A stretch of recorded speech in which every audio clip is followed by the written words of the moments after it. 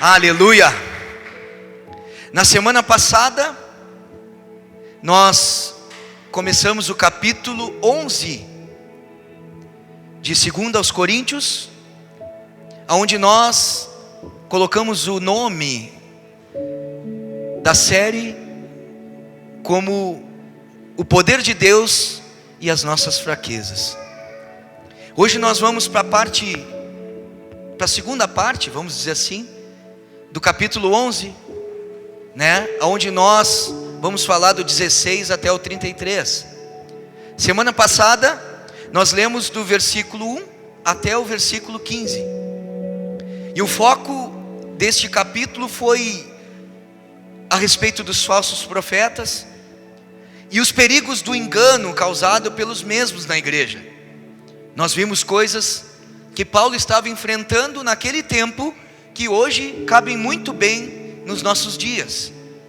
Paulo defendendo a sua autoridade apostólica contra aqueles que queriam e tentavam de todo o tempo miná-la ou destruí-la, desfazê-la, de uma forma que ele mesmo chama de insensatez a forma que ele estava agindo, pois ele sente-se obrigado pela situação a expor a sua vida e as suas renúncias, a dizer o que realmente havia acontecido na sua própria caminhada de fé.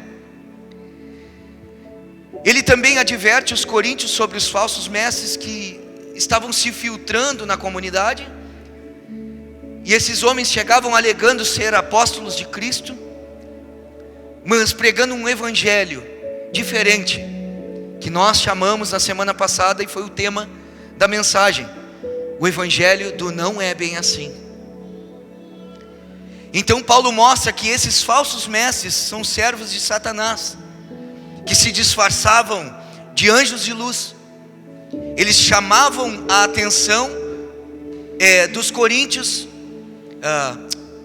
Paulo chama a atenção dos coríntios para que eles tomassem cuidado, e também encorajando eles a serem vigilantes e criteriosos, julgando esses falsos mestres.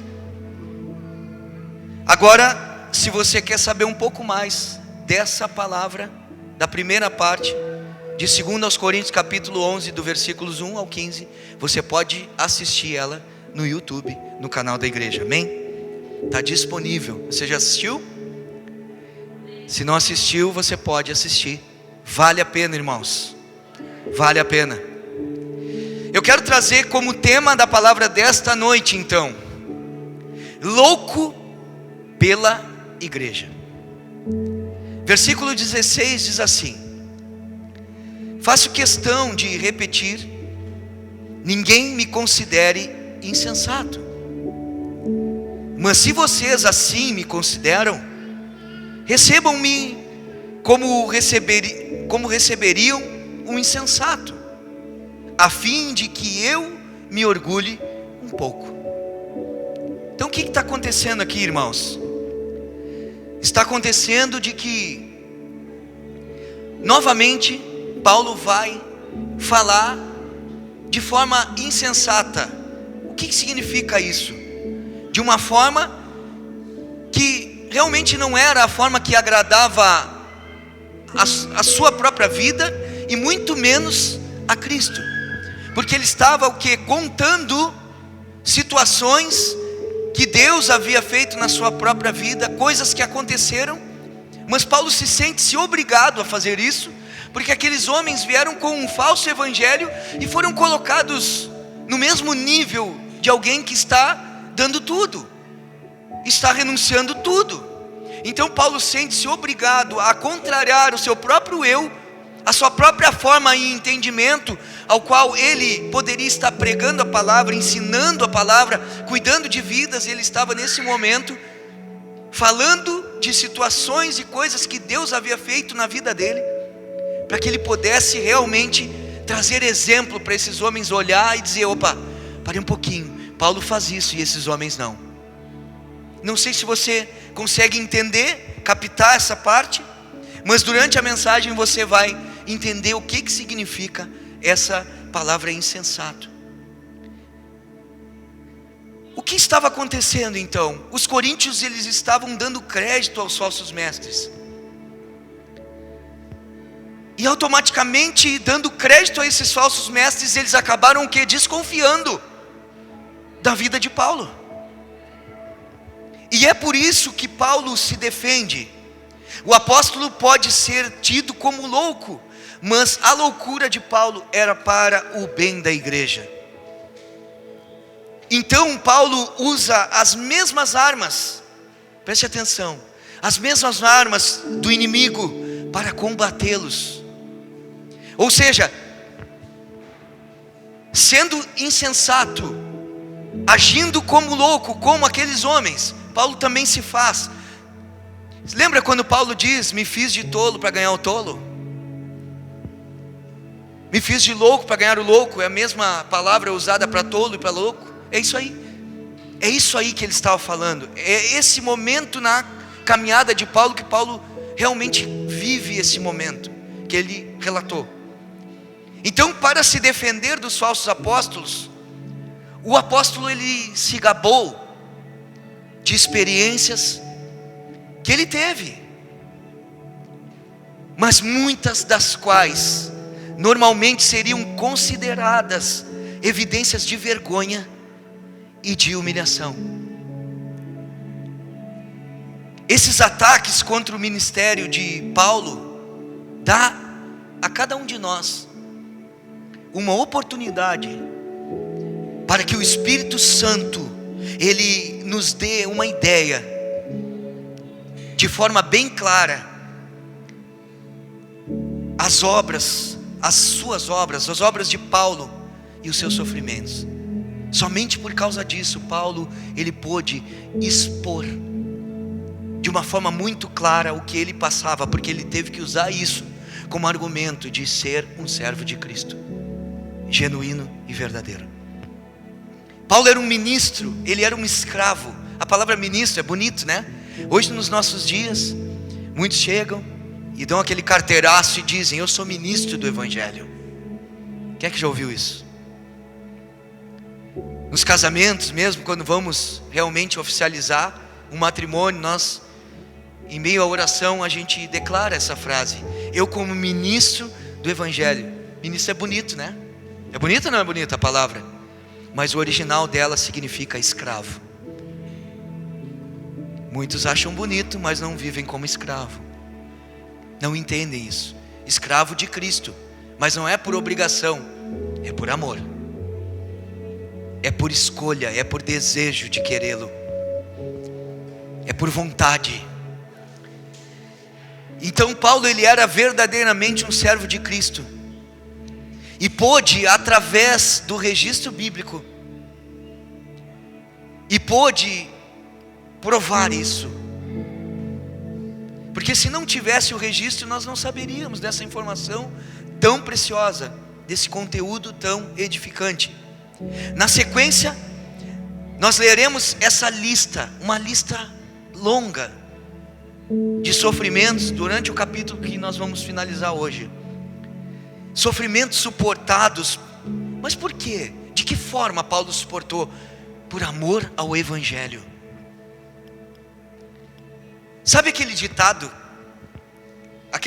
popular que muitas vezes a gente ouve e até mesmo fala: as perdidas ninguém conta. Já ouviu isso? Só conta as ganhas, né? Não conta as perdidas. Paulo está contando as perdidas.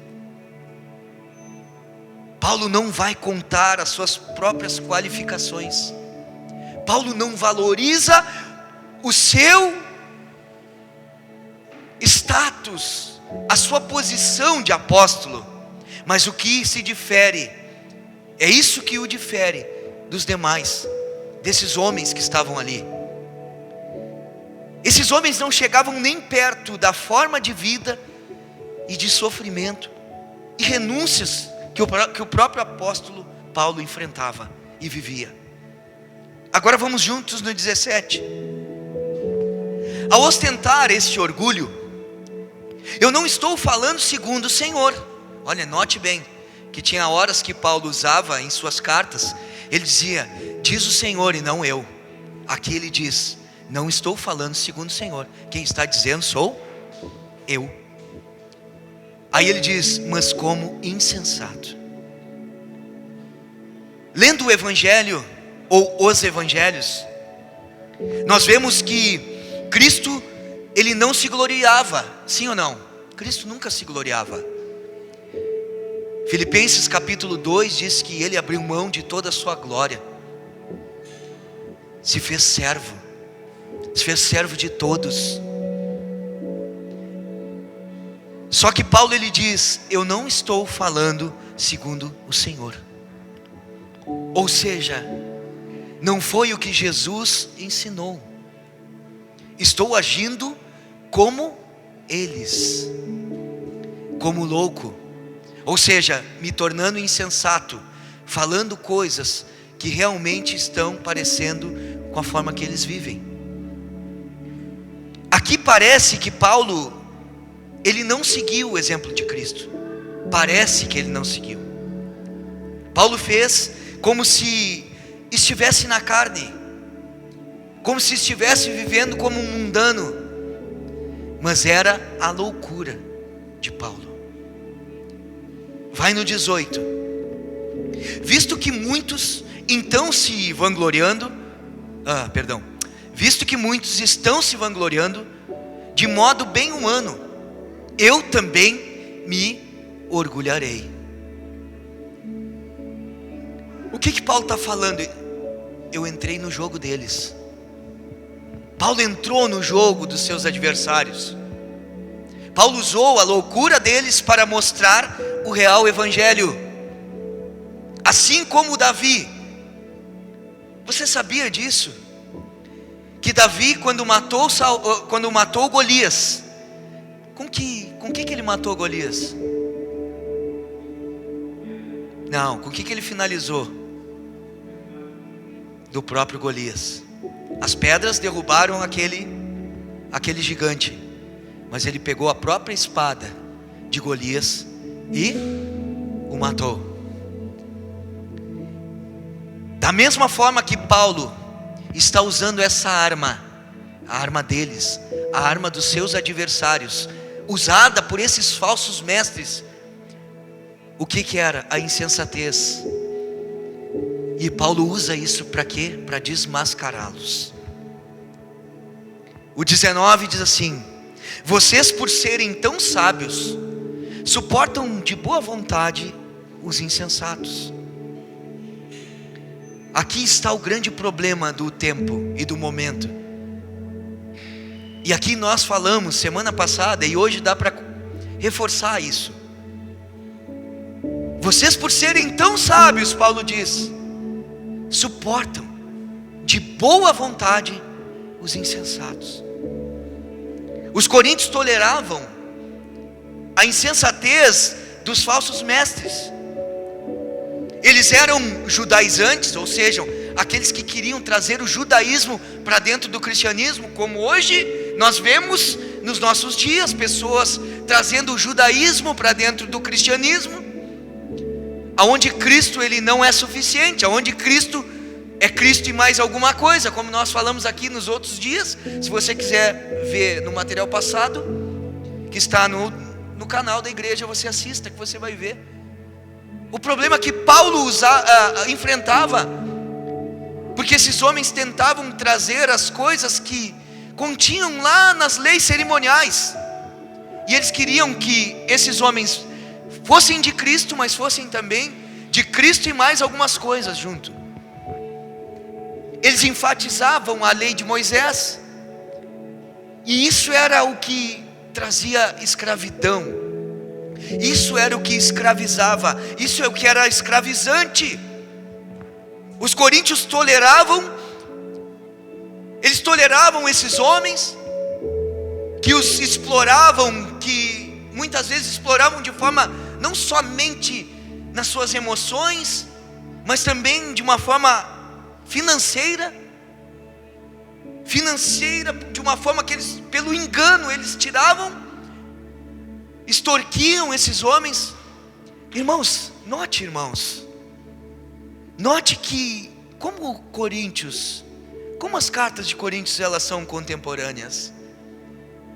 Como as cartas de Coríntios elas foram escritas lá atrás, vividas lá atrás, mas são muito reais para os nossos dias.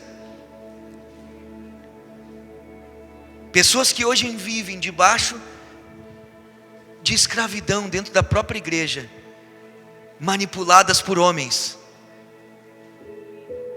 dominadas por homens, porque toleram. Sabe quem são os grandes responsáveis de muitas vezes esses homens se acharem mais do que eles são, ou pensarem mais de si mesmo do que são? Somos nós. Muitas vezes nós alimentamos, endeusamos, colocamos pessoas em um pedestal que ela não merece estar. E aqui eu não estou falando eles, estou falando de mim, estou falando de cada um de nós. Nenhum de nós deve ser colocado em um pedestal. Nenhum de nós deve ser colocado em uma posição que ele não é capaz de sustentar de perfeição. E esses homens, eles enganavam.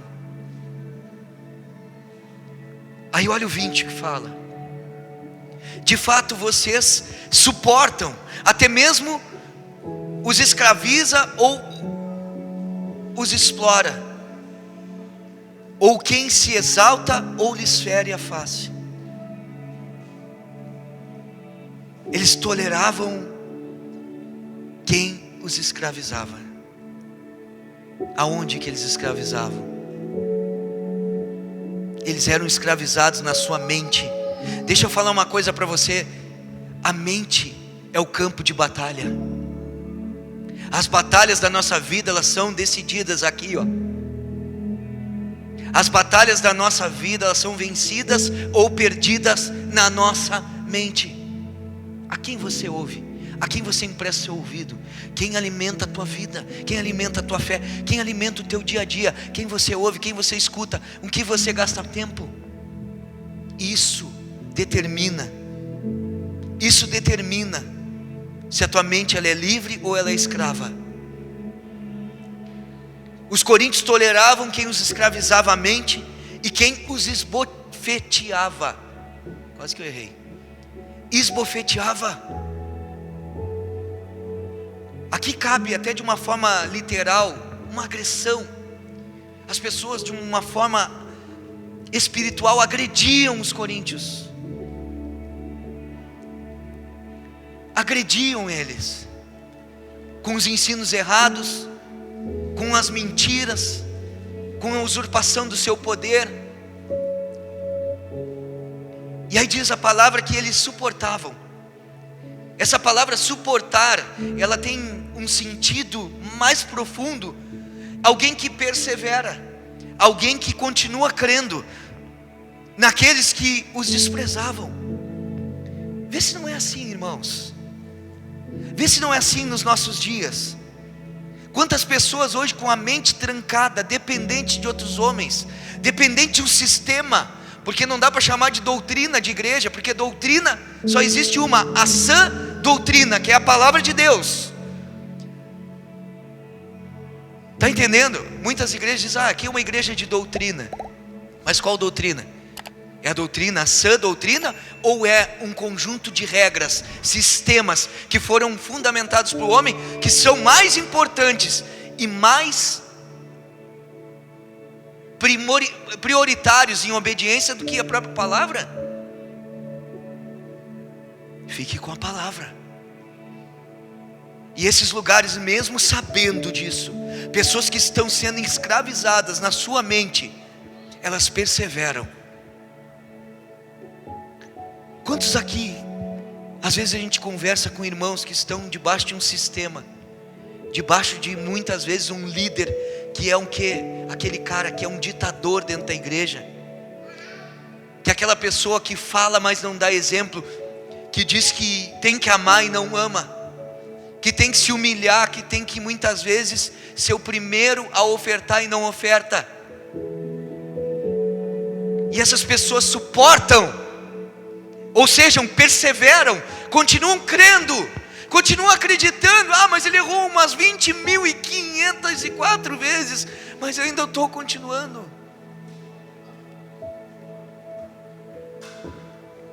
Continuam crendo naqueles que os desprezam, que não estão nem aí pela vida deles. Porque deixa eu falar uma coisa, hoje sabe quem é a moeda de troca? É o que você dá, é o que as pessoas dão na igreja. Não estou dizendo aqui, irmãos, mas nos outros lugares. Aqui você sabe que você é livre. Aqui você sabe que você oferta o que Deus colocou no teu coração. Se não ofertar, tudo bem.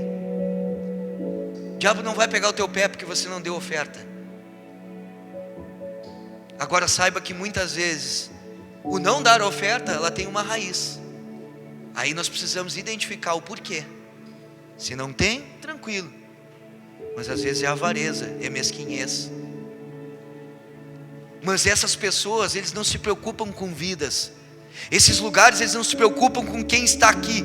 Eles se preocupam com o que você oferece, com o que você produz e o que você realmente dá. Não importa o seu pecado. Não importa que você talvez não vá para o céu, que você talvez vá viver a eternidade no inferno. Mas desde que você continue dando um dízimo grande, uma oferta gigante, o seu pecado ele é encoberto por isso, nesses lugares. Fazem vista grossa, porque é um jogo de interesse.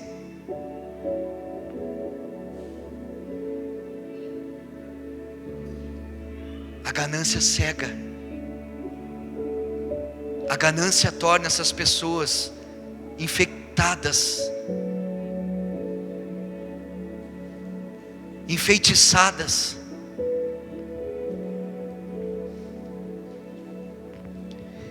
Então esses homens, eles continuavam crendo, ou seja, suportando aqueles que desprezavam, aqueles que se exaltavam, aqueles que se engrandeciam diante deles, e eles continuavam tolerando. Os coríntios faziam mais do que apenas ouvir.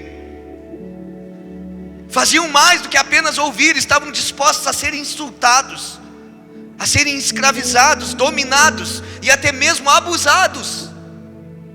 Olha que nível, olha o que Paulo estava enfrentando, olha quem eram os homens que estavam sendo escutados, ouvidos, obedecidos dentro dessa igreja. Dominadores, abusadores. Muitas vezes pessoas estão na rua, no mundo, vivendo sua própria vida, sem conhecer a Cristo, sem ter a revelação, sem ter sido encontrado, Cristo ter encontrado essas pessoas. Essas pessoas estão vivendo debaixo de um jugo, sabia disso? Vivem debaixo de um jugo do diabo. Mas muitas vezes as pessoas saem do jugo do diabo, vêm para dentro de uma comunidade de fé, frequentam uma igreja, e ao invés delas viverem livres, elas entram agora debaixo de um jugo de homens, onde o homem determina com quem você anda, com quem você fala, o que você pode assistir e o que você não pode, o que você acredita e o que você não acredita. E aí o 21, Paulo diz: para minha vergonha, eu admito que fomos fracos demais para isso. Naquilo em que todos os outros se atrevem a gloriar-se, falo como insensato, eu também me atrevo. Paulo fica indignado com isso. Sabe, irmãos, um pastor que é pastor de verdade, um pastor que realmente ama a igreja, ama as pessoas, não tem como ele não se indignar.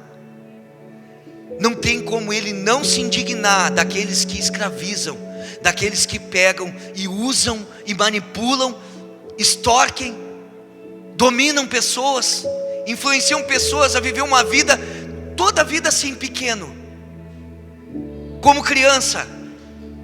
Não permitem essas pessoas crescerem, não permitem essas pessoas avançarem. Um pastor que é pastor, ele fica indignado. E foi isso que aconteceu com Paulo. E de forma irônica, o que ele faz? Ele diz que foi fraco quando estava com os coríntios e não os explorou. Está entendendo? Que Paulo aqui está usando muitas vezes de forma irônica. Por isso que ele diz que estava agindo de forma insensata, porque ele também muitas vezes estava ironizando as coisas. Ele não fez igual a esses falsos mestres, ele não abusou deles, ele não usurpou do seu poder, dominando-os.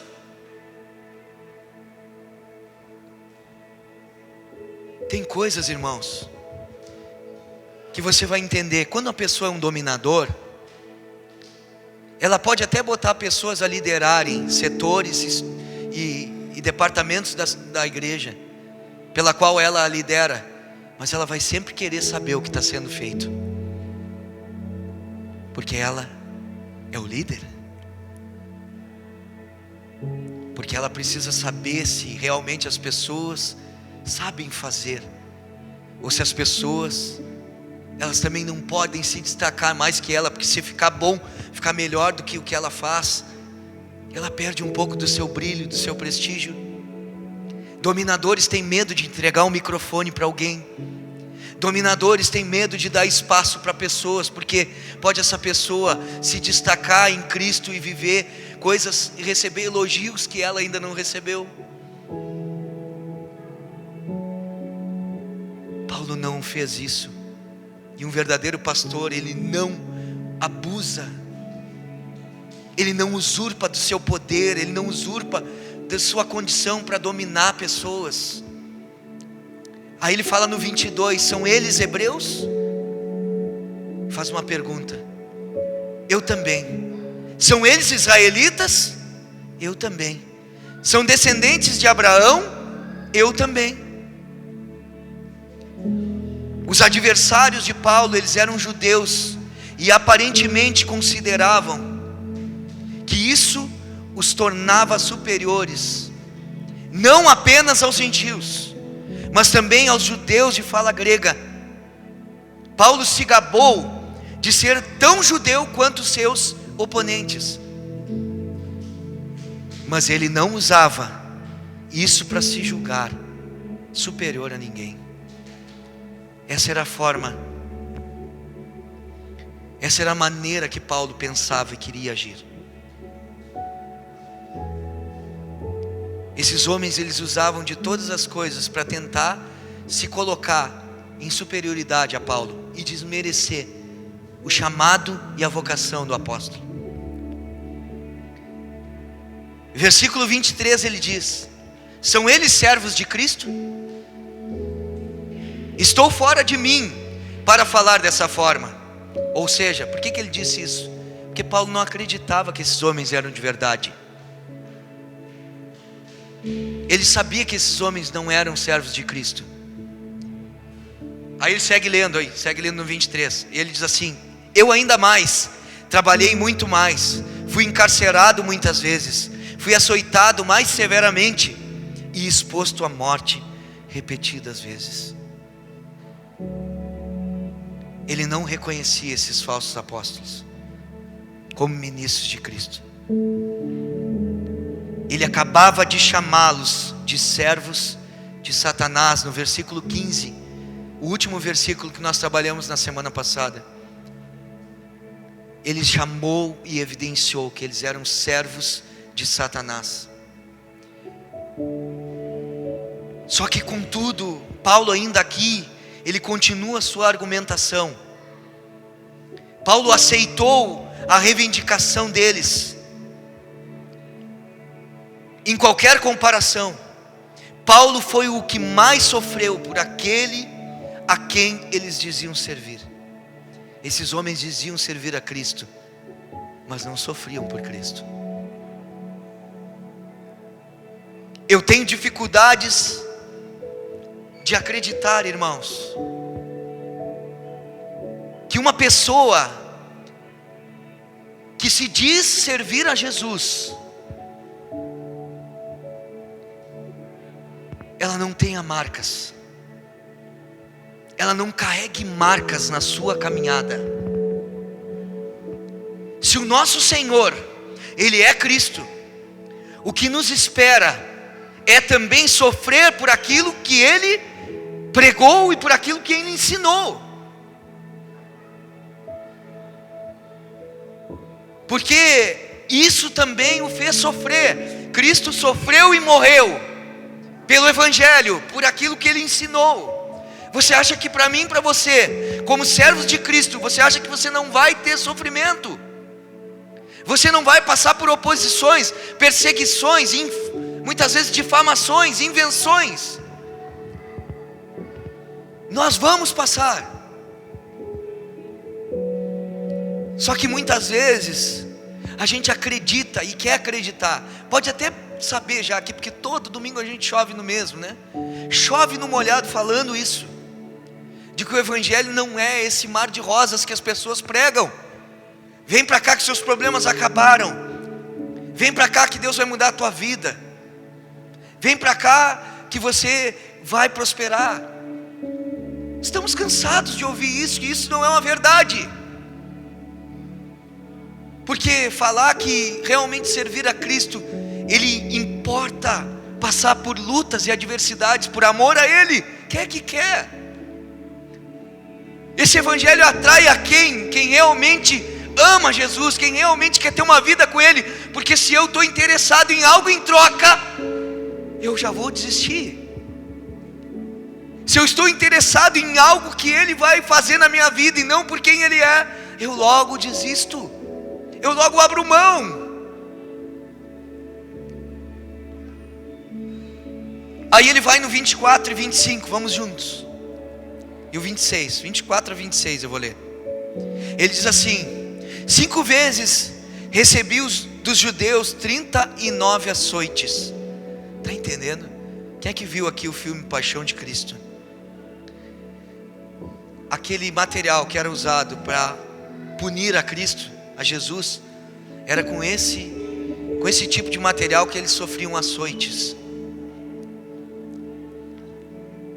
Aí ele fala no 25: 3 vezes fui golpeado com varas, 1 vez apedrejado. E da vez que ele foi apedrejado, as pessoas, os seus opositores, aqueles que apedrejaram ele, acharam que Paulo tinha morrido e deixaram ele ali. E Paulo daqui a pouco restabelece a sua própria vida, se levanta e foge daquele lugar. Mas eles pensavam que tinham matado Paulo. E o interessante, e isso nós falamos aqui em um outro capítulo anterior, o que acontece com Paulo após isso? Se levanta dali, vai lá e continua pregando o Evangelho. Isso é um amor. Continuou a sua caminhada por aquilo que tentaram matá-lo, quase o mataram. Ele continua ainda pregando as mesmas palavras. E note que ele não ficou preocupado com a sua própria saúde. Talvez tenha sim ali curado, cuidado dos seus ferimentos, mas já foi direto novamente para pregar o Evangelho. Paulo era realmente um servo de Cristo. Paulo era realmente um servo de Jesus. 3 vezes sofri naufrágio. Passei uma noite e um dia exposto à fúria do mar. Agora ele começa a dizer, agora ele está dizendo o que ele enfrentou pela presença de Deus e pela força que Cristo traz, para que ele pudesse transpassar essas dificuldades. É diferente da forma que esses homens se colocavam como super apóstolos, aqueles que tinham as receitas mágicas da prosperidade, da transformação de vida, de curas mirabolantes. É parecido com hoje.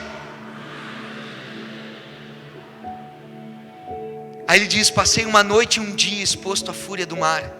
26, estive continuamente viajando de uma parte a outra. Enfrentei perigos dos rios, perigos de assaltantes, perigos dos meus compatriotas, ou seja, as pessoas do mesmo lugar onde ele nasceu, morou, perigos dos gentios, perigos na cidade, perigos no deserto, perigos no mar, e aqui, pasmem, perigo dos falsos irmãos. Perigo dos falsos irmãos. Olhe para mim aqui. A palavra de Deus disse que Deus te ensinando que o mundo é um campo. É um campo aonde o semeador, ele saiu a semear. E diz que ele semeou sementes boas. E diz que quando os homens dormiram, veio o maligno e semeou o joio em meio ao trigo. O mundo, a terra, ela existe pessoas que são joio e pessoas que são trigo. Na igreja existem pessoas que são joio e que são trigo. No teu trabalho existem pessoas que são joio e são trigo.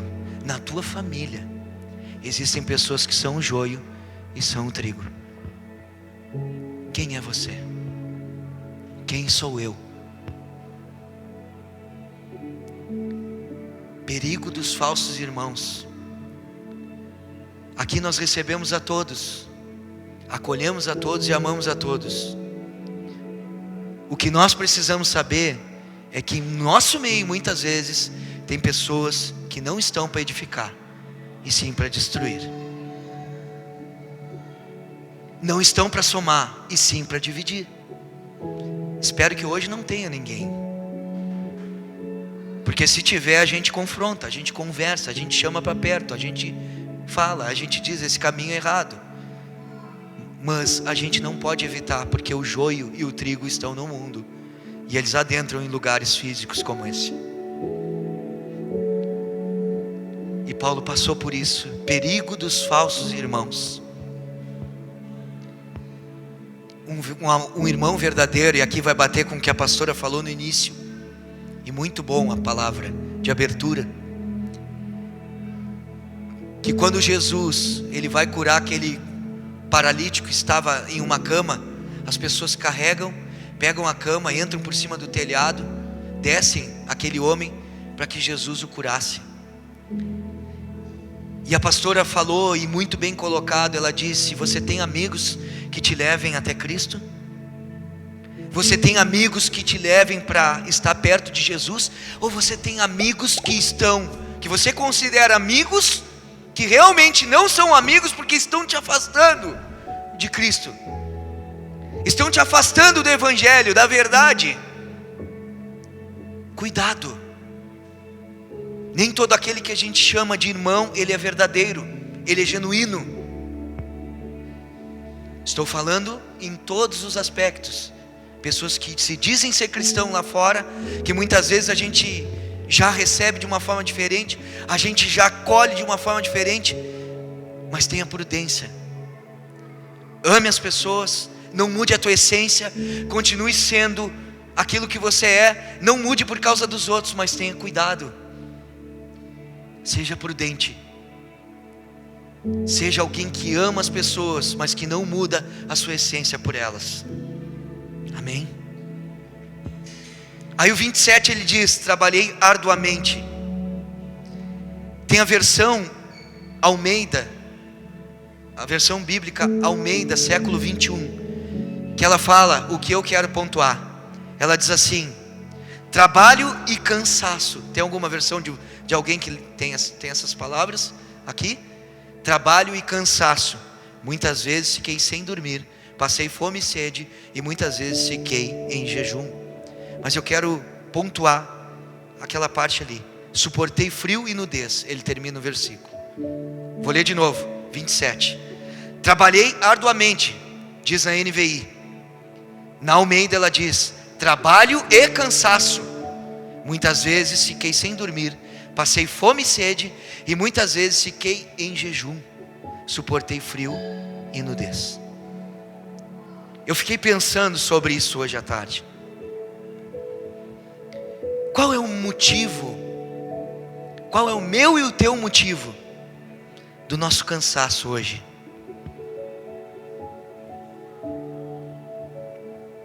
E eu revi a minha vida e eu preciso realmente, ainda há áreas na minha vida, ser realmente um servo de Cristo que eu ainda não sou.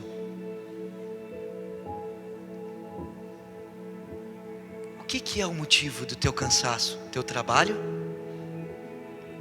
Não era isso que Paulo se referiu. O teu lazer também não era isso que Paulo se referiu. Paulo estava afadigado, ele estava cansado por servir a Deus, por viver como um servo de Cristo. Irmãos, tem que trazer vergonha em nós. Isso tem que trazer vergonha em nós. Para Cristo, estamos sempre cansados.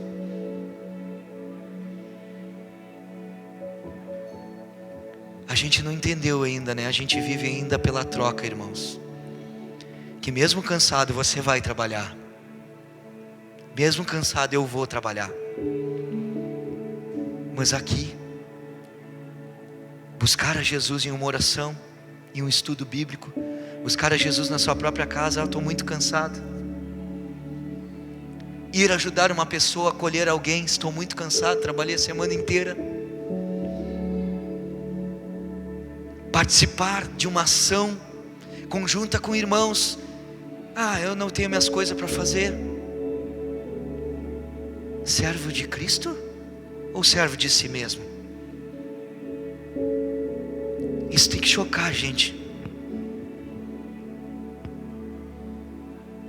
O cansaço desse homem era realmente uma fadiga, por ser incansável com o Evangelho, incansável em amar as almas, em amar as vidas. A Bíblia diz que ele passou fome, ele teve sede, de forma involuntária, ou seja, não tinha o que comer, não tinha o que beber. Naquele momento não era um jejum que ele se decidiu a fazer, era de forma involuntária, ou seja, estava diante de uma missão onde não tinha.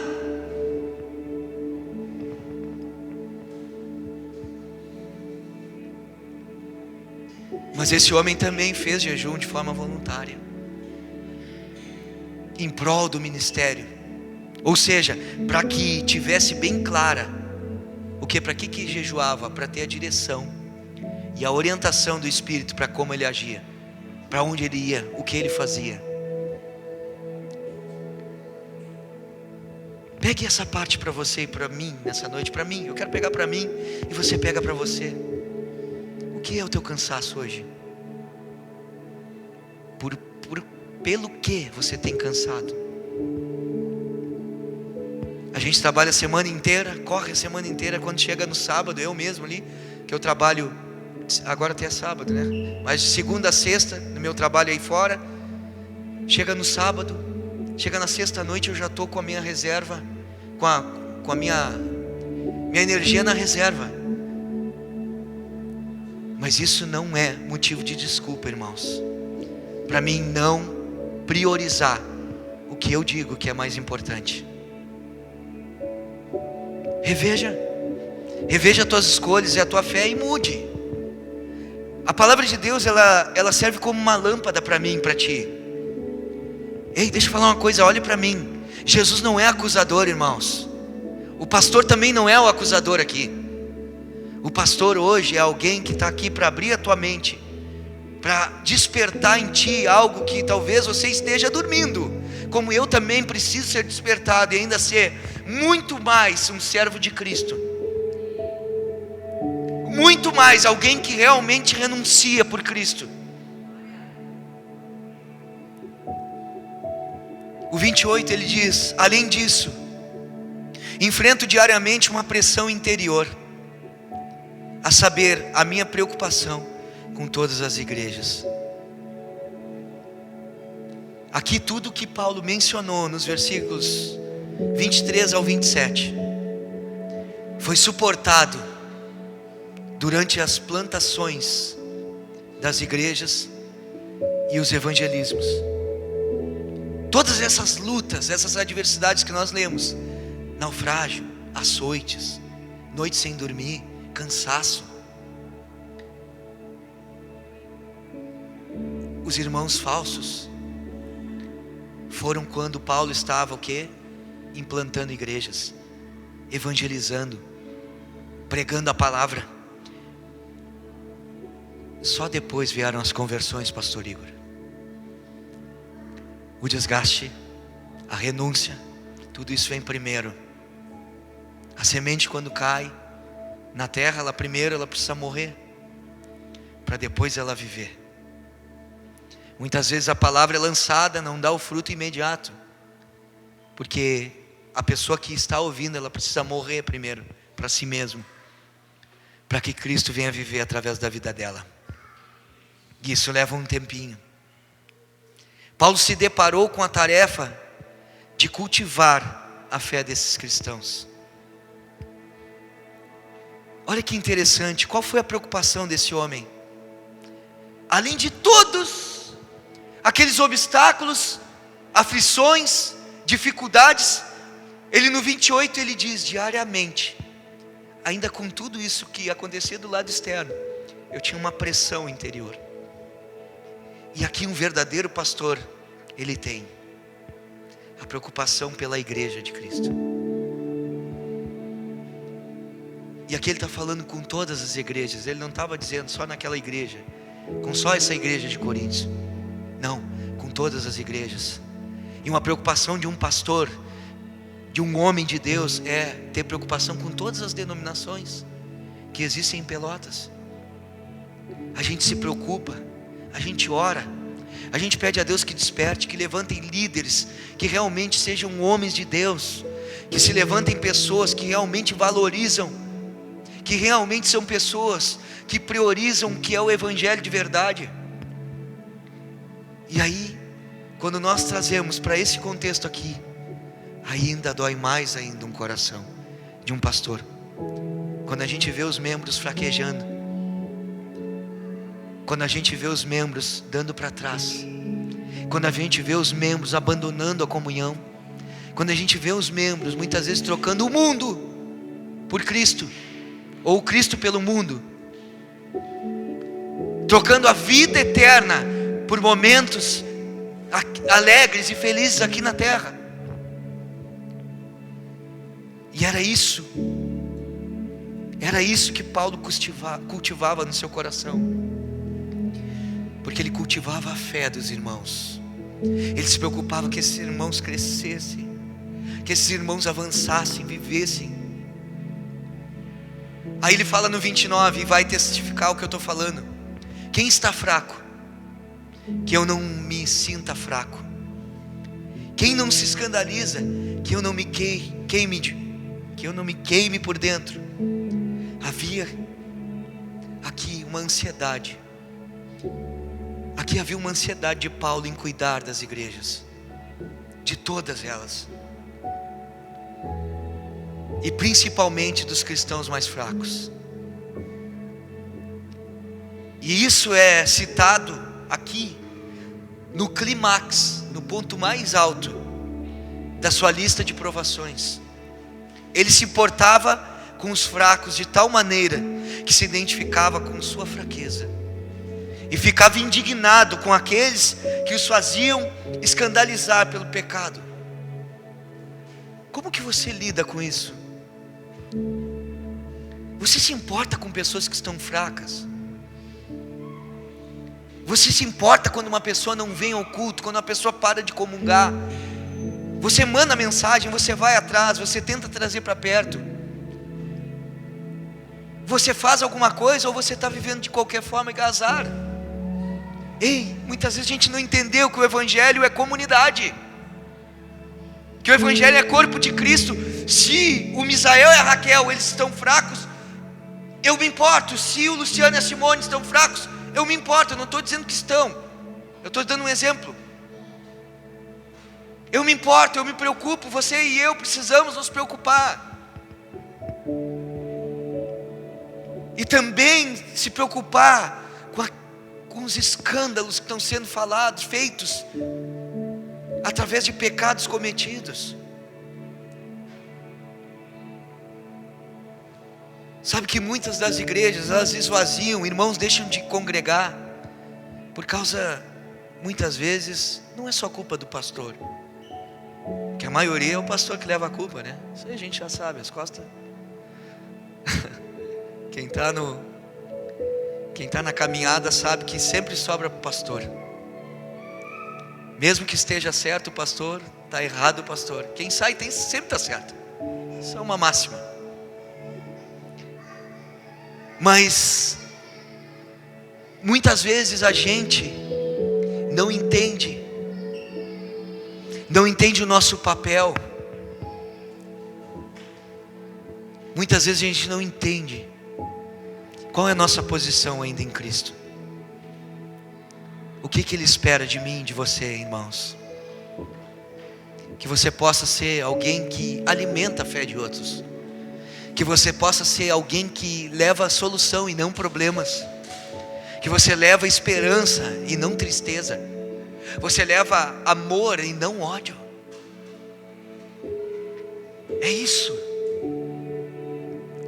Aí no 30 ele diz: se devo me orgulhar, olha só que legal, que seja nas coisas que mostram a minha fraqueza. Todas essas coisas aqui que Paulo citou na sua lista mostravam a sua fraqueza, os seus sofrimentos, a sua dependência, que ele só suportou e superou por causa que ele estava de mãos dadas com Cristo. Se devo me orgulhar, que seja nas coisas que mostram a minha fraqueza. O Deus e Pai do Senhor Jesus, que é bendito para sempre, sabe que não estou mentindo. Ele fala da sua fraqueza com mais detalhes em 2 Coríntios capítulo 12, do 7 ao 10. Por isso que nós não vamos nos deter aqui, vai ficar para o próximo. 32 e 33 já estou encerrando. Em Damasco, o governador nomeado pelo rei Aretas mandou que se vigiasse a cidade para me prender. Mas de uma janela na muralha fui baixado numa cesta e escapei das mãos deles. Olha só que interessante. Ele finaliza relatando esse episódio. Escapar de Damasco num cesto foi um episódio para ilustrar por que ele podia gloriar-se na sua fraqueza. Porque a sua fraqueza atraía o favor de Deus. Nesse caso, o escape foi dado pelo Senhor. Como é que você lida diante da circunstância? Você lida achando que você é forte? Ou você se coloca como alguém que é fraco e que precisa do Senhor para sair dessa? Se você e eu nos submetermos realmente na dependência do Senhor, junto com essa dependência, Deus traz o seu escape. Ele nos tira dessa, Ele nos livra, porque tudo que agrada ao Senhor é um coração humilde, uma pessoa que realmente reconhece que não tem poder para mudar o cenário da sua própria vida. Quais são as coisas que você enfrenta? Você já buscou dependência ao Senhor, dizendo que você não pode resolver? Você já admitiu que você não é capaz de mudar essas coisas? Ou você ainda está lutando pelas suas próprias mãos, através dos seus próprios méritos? Essa longa lista de problemas apresentada por Paulo inclui sofrimento físico, viagens longas e difíceis, esforço e desgaste. Ele sofreu intensamente por seguir a Cristo. Quem imagina que a fé cristã trará saúde, riquezas e circunstâncias confortáveis, se esquece do que Paulo passou. O apóstolo não se deixava levar por esse engano. Ele sabia muito bem que a fidelidade a Deus pode atrair dificuldades. A fidelidade a Deus pode atrair dificuldades e não facilidades. Todavia, as provações temporárias sofridas em favor do Evangelho produzem recompensas eternas. A marca de um ministério, a sua autenticidade, aí seja o teu ministério, o nosso ministério como igreja conjunta, nós não podemos ter uma receita certa do que é sucesso, mas a sua autenticidade, ela não se mede muitas vezes por aquilo que valorizamos: quantidade de pessoas, estrutura, equipamentos, falar bonito, puxar todos os S's, os R's, não errar nenhuma palavra durante a pregação, como o pastor erra várias. Isso não define nada. No dia do juízo, nós saberemos as reais motivações de cada coração, se eram verdadeiras ou se não eram. A minha palavra para mim, a palavra para mim e para você nessa noite é: você é um servo de Cristo?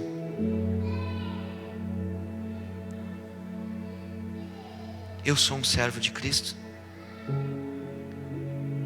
Leve isso com você. O que tem trago cansaço para a tua vida?